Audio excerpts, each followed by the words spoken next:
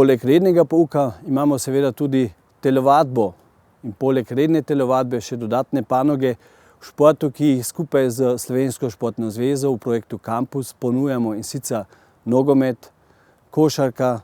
lahka atletika, namizni tenis, šah, tako da je vse zraven, kar potrebuješ, kar te morda zanima. In če si agilen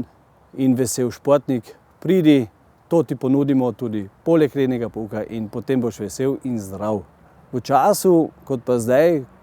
ko ne smemo telovaditi v hiši, moramo iti malo ven in zunaj, kaj se nam ponuja poleg tekanja, gibanje,